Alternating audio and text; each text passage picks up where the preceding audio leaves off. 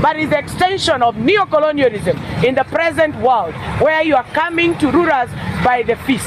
If this current finance bill, 2026 finance bill, it will be passed or will be financed of the gaps and the deficits thereof out of this year's budget.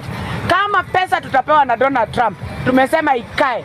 If IMF, the condition of funding the gaps and the deficits that will be introduced by William Ruto in Kenyan parliament today or tomorrow through finance bill or through budget estimates, if the condition of funding it is the Nanyuki Ebola quarantine, wacha tukupe na njaa.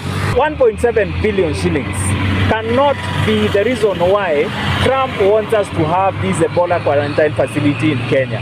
And if it must come, because the Cabinet Secretary for Health said that it must be built, out of the 1.7 billion shillings, how much money has been put to the Nanyuki Teaching and Referral Hospital? Yes. Because this is the hospital of first response. If we have any issues coming from Laikipia Air Base, those people will be rushed to Nanyuki Teaching and Referral Hospital. How much of the 1.7 billion has been allocated to Nanyuki Teaching and Referral Hospital? Our governor said that he did not even know that this facility was coming to Laikipia. So this means these are decisions that are being made authoritatively without any consultation. And we are being told your opinions don't matter. Why were you collecting our opinions before you got to the presidency?